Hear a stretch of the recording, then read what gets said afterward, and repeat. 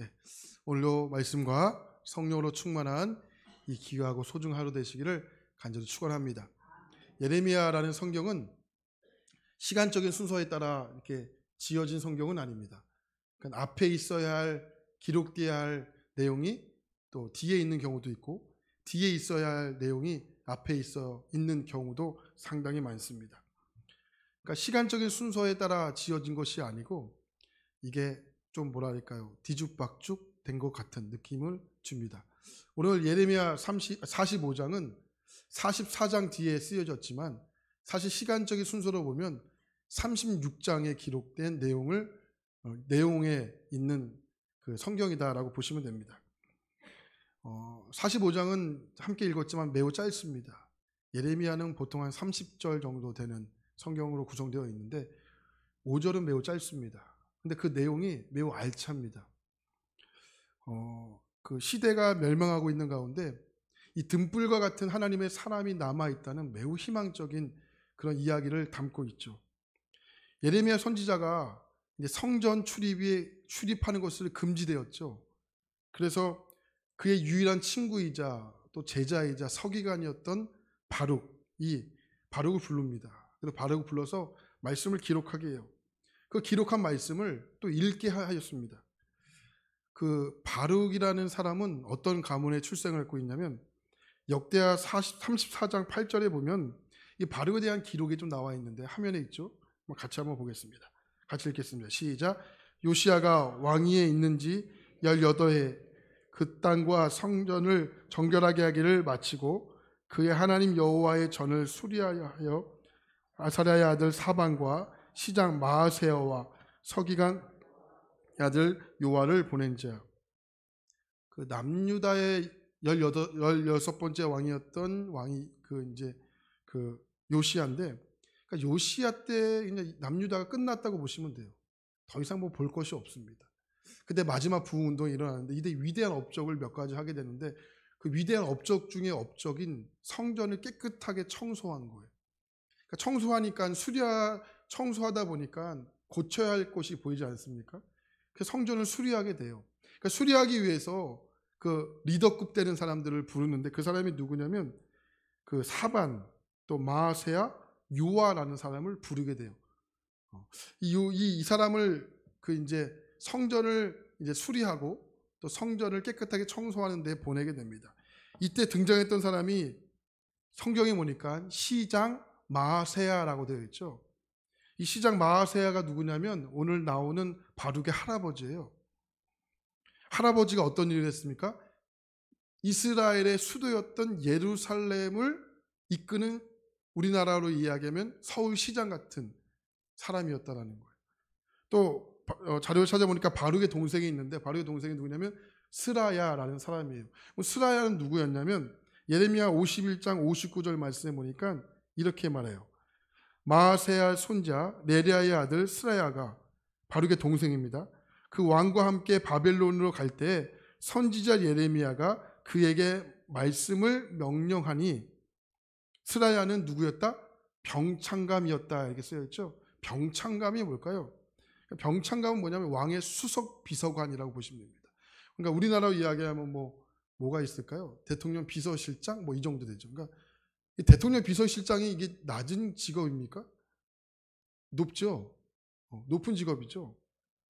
실세라고 이야기하죠. 그러니까 바룩이 그런 집안이에요. 그러니까 매우 높은 고위층의 집안에 태어난 사람이 바로 바룩이었다라고 보시면 되는데, 바룩이 어떤 일을 하냐면 예레미야를 따라다녀요. 그럼 예레미야는 어떤 집안이에요? 1장에서 함께 살펴봤지만 예레미야는 집안이 몰락했다고요. 그러니까 몰락한 정도가 아니고 유배를 가요. 유배를 갑니다. 네, 어디로 유배를 가죠? 아나돗이라는 지역으로 유배를 가잖아요. 그러니까 유배를 가고 몰락한 지방에서 선지자로 부름받았던 예레미야, 고위직에 있었던 바룩, 그러니까 바룩이 예레미야를 따라다니는 거죠. 따라다니면서 그러니까 예레미야가 전했던 말씀을 기록하고 또 그 말씀을 전하고 했던 사람이 누구였습니까? 바룩이었다라고 보시면 될 것 같습니다. 그러니까 바룩이 오늘 말씀 1절에 보니까 어떤 시대에 살았던 사람이냐면 유다의 요시야 왕의 아들 여호야김 넷째 해 이렇게 기록되어 있죠. 그러니까 여호야김의 네 번째 4년째 기록한 말씀이었다는 거예요. 그러니까 예루살렘이 함락되기 전이었고 바벨론이 이스라엘을 침공하기 전이었다라는 거죠. 자, 그럼 그때 어떤 시대였느냐? 우리는 그 시대를 이렇게 알 수 있죠. 예레미야 36장을 보니까 이렇게 이야기합니다. 그때는 아홉째 달이라, 그러니까 4년 아홉째 달인 거예요. 왕이 여호야김을 가리킵니다. 겨울 궁전에 앉았고 그 앞에는 불피는 화로가 있더라. 여우디아가 서너 쪽을 낭독하면 왕이 면도칼로 그것을 연하게 베어 화롯불에 던져서 두루마리를 모두 태웠더라. 이렇게 말해요. 네. 그러니까 하나님의 말씀을 전하면 여호야김이 그 말씀이 보기 싫은 거예요. 꼴 보기 싫어가지고 그 말씀을 면도칼로 이렇게 잘라서 화롯불에 던졌다라는 거예요. 그 다음에 이 말씀이 기록한 거예요. 예레미야가 부른 거예요. 두루마리의 말씀이 없잖아요. 이제는 잘랐으니까. 그래서 바룩을 부른 거예요. 그래서 바룩을 다시 예레미야가 이제 하나님께서 주신 말씀을 받아 쓴 겁니다. 그래서 오늘 말씀이 바로 그것을 기록한 거예요. 그럼 어떤 말씀이 기록되어 있느냐? 말씀의 경외함, 말씀에 대한 소중함이 완전히 상실될 시대. 그러니까 종이 한 장보다도 하나님 말씀이 못했던 시대가 바로 여호야김 시대였다라는 거죠.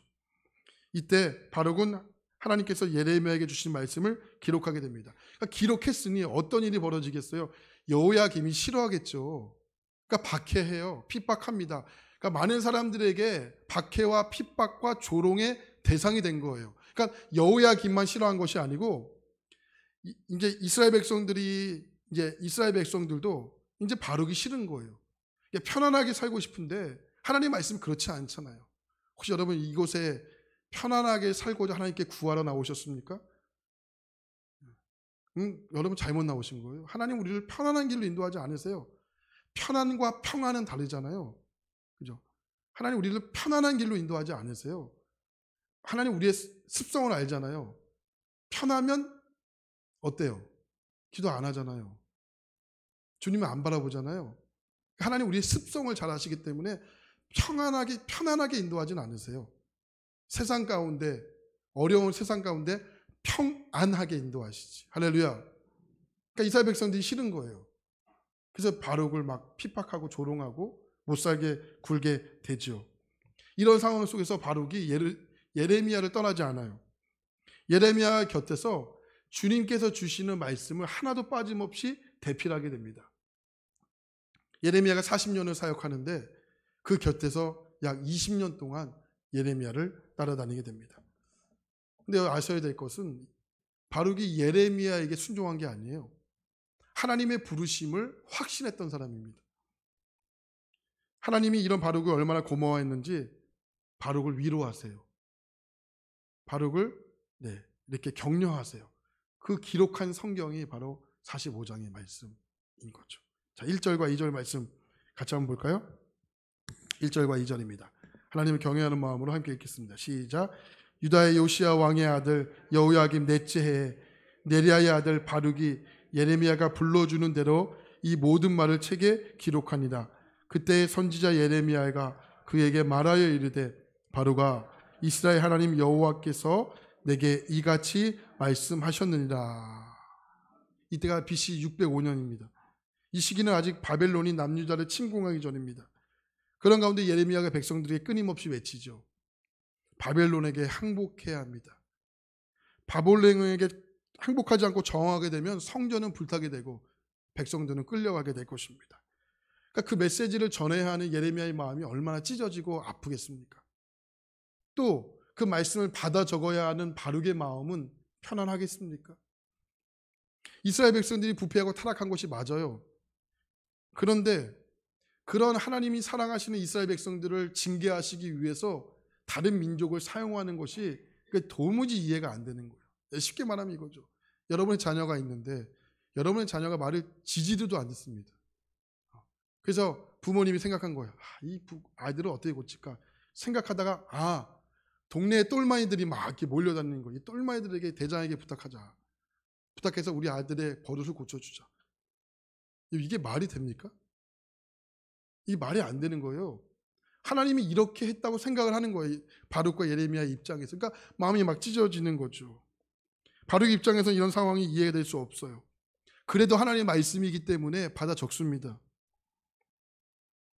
이런 남유다의 멸망을 예언하는 선지자의 역할이 이게 그야말로 힘든 직업이고 힘든 작업이고 힘든 시간이었다는 거죠. 그래도 적습니다. 아이들이 태어나죠. 태어나면 수도 없이 이게 백신이라는 것을 맞죠. 백신이 너무 많아요. 모두 맞아라, 모두 맞아라. 이게 외우기가 참 쉽지 않아요. 성경만큼. 왜 맞아요? 그러니까 아이들이 살아가면서 수도 없이 찾아오게 되는 그 질병의 위험으로부터 미리 사전에 차단하기 위해서 백신이라는 것을 맞지 않습니까? 근데 아이들이 운다고 안 맞습니까? 아이들이 운다고 맞지 마 이렇게 해야 됩니까? 아니죠. 막 달래죠. 금방 끝나.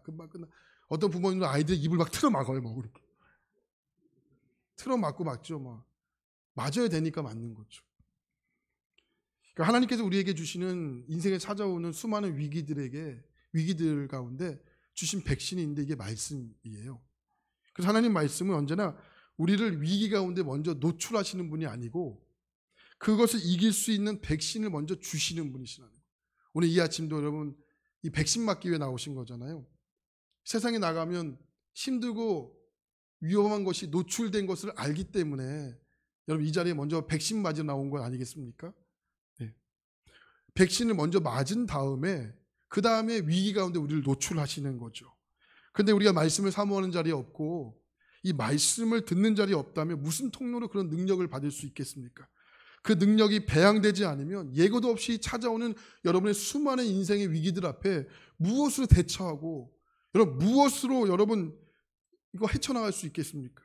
그래서 하나님은 바룩에게 오늘 앞으로 다가올 위기와 고난을 먼저 준비시키는 거예요. 그것이 오늘 말씀 3절인데 3절에 보면 이렇게 말하죠.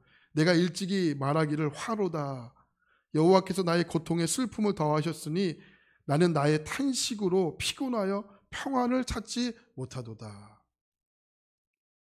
고통의 슬픔을 더하셨다. 이렇게 말하죠. 저는 3절에 보면서 이게 큰 은혜가 돼요. 3절에 보면서 참 은혜를 받습니다. 하나님께서 지금 진행되어 가고 있는 시대적인 상황을 보면서 바룩이 탄식을 했죠. 그런데 하나님께서 뭐라고 기록을 했어요?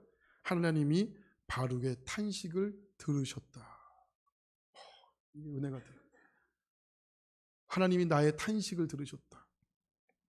그리고 하나님이 바룩의 탄식을 들으시고 그 탄식의 숨소리마저도 하나님은 성경에 자세히 기록한 거예요. 창세기 36장을 가면 에서의 족보가 기록이 되어 있는데 에서의 기록을 찾아보면 그러니까 우리의 입장에서 보면 이게 뭐가 중요하지? 에서의 족보 중에 몇 대손이 살아가면서 온천을 발견했다는 기록도 있어요. 온천을 발견한 게 뭐가 그게 중요합니까? 온천을 발견한 게 중요합니까? 성경에 기록할 만큼? 하나도 쓸데없는 만큼 중요하지 않다라고 여기는데 하나님은 그것마저도 기록하셨어요. 제가 그 말씀을 읽으면서 너무 큰 은혜를 받았어요. 어떤 은혜를 받았냐면 나는 너도 다 알아. 이게 너무 큰. 여러분 지난 언제죠? 수요일이었나? 수요일에 제가 퇴근하고 집에 올라갔는데 퇴근하기 전에 이제 문을 나가서 집에 올라갔는데 그래서 무심결 이렇게 밖에를 봤어요. 하늘을. 무지개가 보셨나요 혹시? 와, 제가 집에 막 뛰어 올라갔어요. 그래서 저희 아이들 불렀어요. 얘들아 빨리 따라와. 그 집에 창문이 이렇게 있거든요. 창문을 봐봐. 근데 저희 아이는 키가 작아가지고 창문을 못 보는 거예요. 그래서 제가 이렇게 올려서 봤더니 무지개가 무지개 엄청 오랜만에 봤어요. 무지개 성경의 기록, 창세기 9장에 무지개를 기록했다라고 기록했잖아요. 그 무지개 기록한 이유가 뭐예요? 심판하지 않겠다는 거잖아요. 네. 제가 무지개를 보면서도 엄청 은혜를 받았어요. 무지개 보면 엄청 은혜 받았어요. 그래서 제가 성경을 펴가지고 아이들한테 읽어줬어요. 무지개가 왜 피는지를. 무지개가 왜 피는지를. 무지개가 기록한 거 있잖아요. 하나님이 이스라엘 백성들을 이제 기억하신다는 거잖아요. 그 의미로 무지개를 만드신 거잖아요. 3절이 바로 그런 의미예요. 이게 바룩이 막 탄식하는 거예요. 너무 힘들어가지고. 너무 고통스러워가지고. 하나님이 그걸 다 기록한 거예요. 나는 너의 탄식을 들었어. 하나님 들으면 된 거잖아요. 하나님이 여러분의 작은 신음에도 반응하시면 되잖아요. 여러분의 탄식에도 반응하시면 되잖아요. 하나님이 여러분의 기도만 들으시는 것이 아니고 여러분이 생각하는 것, 여러분이 속삭이는 것, 여러분의 작은 탄식, 혼자서 눈물 흘리는 거 다 보고 듣고 계시다라는 거예요. 그래서 여러분 억울한 일이 있거나 또 뭐 이렇게 뭐 그런 일이 있을 때 뭐 그렇게 반응할 필요가 없어요, 사실.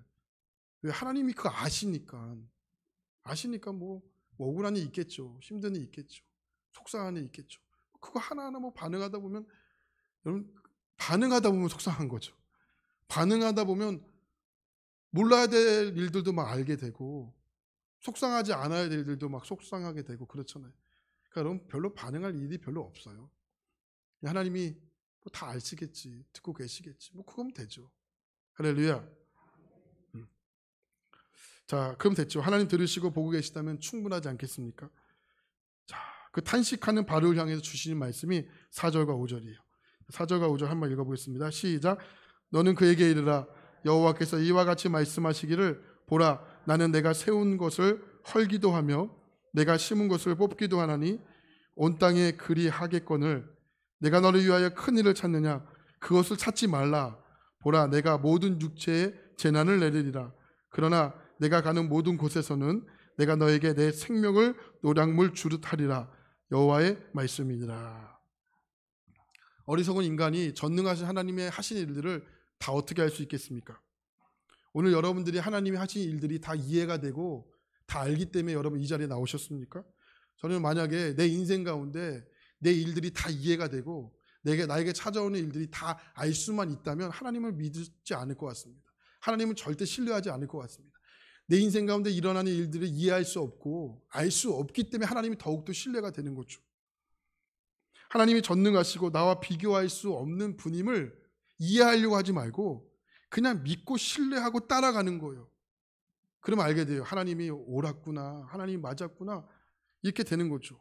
오늘 나에게 일어나는 좋은 일이 내일 가면 그 일 때문에 어려움을 겪게 되는 일들도 있어요. 그래서 우리의 인생이 어떠한 것이 참인지 거짓인지가 구별하기가 상당히 어렵습니다. 그래서 하나님이 바르게 말씀하는 거예요. 너 내가 하는 일을 보고 우울해하지 마. 그리고 절대 큰 일 찾으려고 하지 마. 나는 세운 것도 헐고 또 심은 것도 뽑기도 한다. 이것이 내가 세상을 이끌어가는 방법이야. 오늘 즐거워했다고 이 즐거움이 내일까지 간다고 보장하지 마. 이 즐거움이 내일은 슬픔이 될 수도 있는 거고 내일의 슬픔이 일주일 후에는 즐거움이 될 수도 있는 거고 그러니 일비일하지 말고 그냥 너 가는 길 가. 이렇게 주님 말씀하시는 거예요. 내가 하는 일을 보고 탄식하지 마. 그리고 또 하나 큰 일 찾으려고 하지 마. 지금 바로 왜 탄식한 거예요? 하나님이 하시는 일을 보고 이해가 되지 않기 때문에 탄식한 거죠. 그리고 하나님의 말씀을 기록하여도 그 말씀을 전하여도 정작 들어야 할 유다 백성들의 반응이 싸늘하고 또 적대적이고 자신의 조국이 멸망한다라는 현실적인 그 문제 앞에서 좌절했기 때문에 지금 탄식하는 거죠. 히브리어로 레카라는 단어가 있어요. 레카. 이 레카라는 단어가 뭐냐면 내 자신을 위한이라는 거예요. 내 자신을 위한. 결국 바룩이 탄식한 이유가 하나님 때문이 아니었다는 거예요. 탄식한 이유가 뭐예요? 레카. 바룩 자신 때문에. 이해할 수 없기 때문에. 바로 그 이유로 탄식한 거예요. 주님이 뭐라요? 탄식하지 말라는 거예요. 하나님의 일을 하면서 왜 분노하고 짜증냅니까? 이 일이 내일이라고 생각했기 때문에 그렇죠. 이 일이 내일이기 때문에 내 마음대로 해야 되기 때문에 이게 분노하고 짜증내는 이유가 이게 단순해요. 레카예요, 레카. 내 자신을 위한, 내 자신 때문에. 이게 하나님이라고 굳게 믿고 있다면 무엇 때문에 우리가 분노하고 무엇 때문에 짜증을 내겠습니까? 그래서 요한복음 6장 29절 말씀 보니까 하나님이 아주 간단하게 설명해요. 하나님께서 보내신 일을 믿는 것이 곧 나의 일이다 이렇게 표현해요. 하나님의 일이 뭐예요? 하나님 믿는 거예요. 하나님의 일이 뭐예요? 하나님을 알아가는 거예요. 우리 함께 하나님 일합시다. 그건 뭐예요? 봉사하자라고 여기시면 안 돼요. 하나님을 더욱더 알아가는 거예요. 할렐루야. 주차를 하면서 주차 봉사를 하면서 하나님의 마음을 알아가는 거고 주방에서 하나님 마음을 알아가는 거고 말씀을 준비하면서 하나님 마음을 알아가는 거고 이게 하나님의 일을 하는 것이죠. 하나님 안에 있으면 어떠한 큰 일도 나를 위한 일이 아닙니다. 여러분 혹시 하나님의 일을 하면서 내 일을 하고 있지 않은지를 오늘 저부터 돌아봐야 할 것 같습니다. 하나님 우리를 아무 소리 없이 도와주시잖아요. 그죠? 그러니까 우리도 하나님의 일을 아무 소리 없이 하는 거예요. 하나님 우리를 아무 소리 없이 도와주시듯 우리도 하나님의 일을 아무 소리 없이 하는 거예요.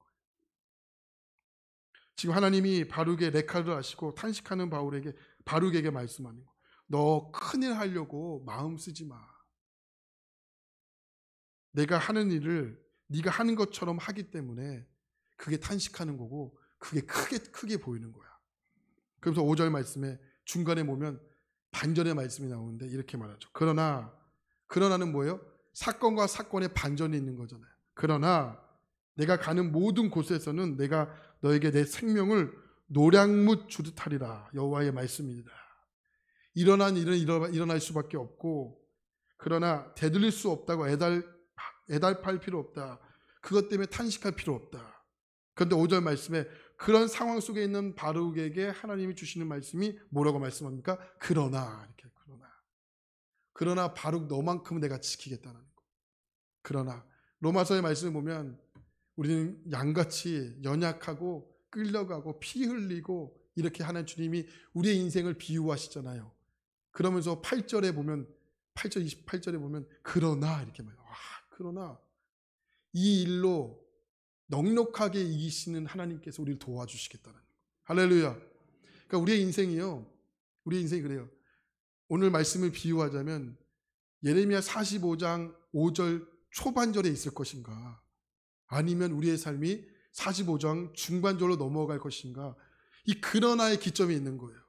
그러나의 이전에 있는 사람이 있는 반면에 그러나의 이후에 있는 사람이 있는 거예요. 그 중간이 뭐예요? 그러나.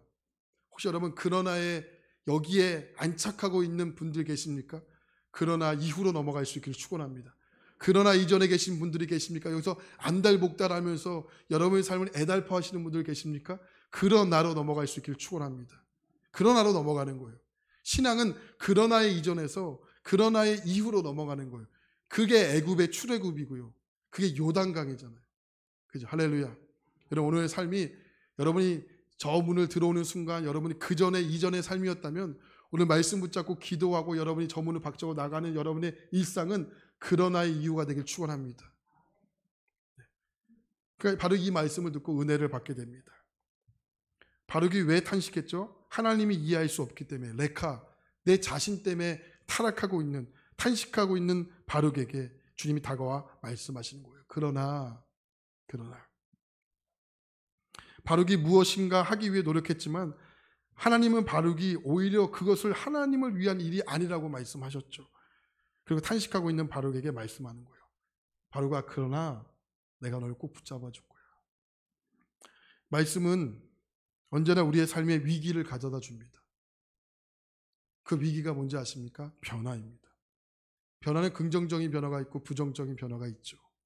하나님 말씀은 언제나 우리를 긍정적인 변화로 이끌어 가십니다. 근데 그 변화가 싫다고 변화가 귀찮다고 여러분 그 변화를 거부한다면 아마 여러분 속에 안에 아주 깊숙하게 가두는 것을 우리는 타락이라고 이야기하는 거예요. 변화가 싫다고 변화가 귀찮다고 그것을 거부하는 것을 타락이라고 이야기하는 거예요. 여러분 오늘 타락하고 싶으십니까? 타락의 자리에 안주하고 싶으십니까? 여러분 삶에 오늘 말씀을 듣고 기도하시다가 어떠한 찔림이 있다면 그 주님 말씀하시는 거예요. 그건 회개하고 돌아가셔야 돼요. 주님의 음성은 다른 거 있지 않잖아요. 주님의 음성이 어디에 있어요? 생각에 있는 거예요.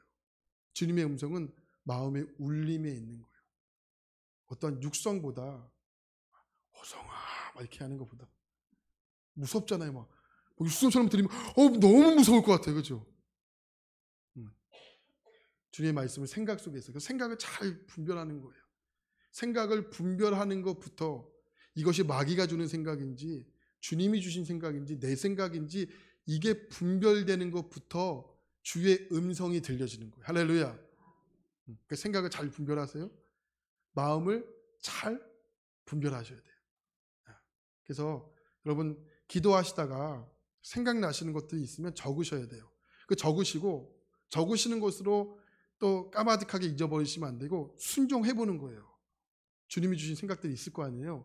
생각들을 순종해 보면 그때 아는 거야. 아, 이게 하나님의 뜻이었구나. 야, 이게 하나님의 뜻이 아니었구나. 여러분 처음부터 우리가 하나님 뜻을 분별하기가 어려워요. 그죠? 어린아이가 처음부터 고기를 어떻게 뜯어 먹습니까? 그죠? 탈라요, 탈라.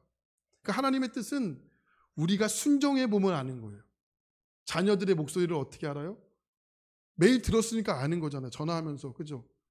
제가 장로님께 전화 와가지고 제가 장로님의 자녀인 척하면 장로님 모르겠습니까?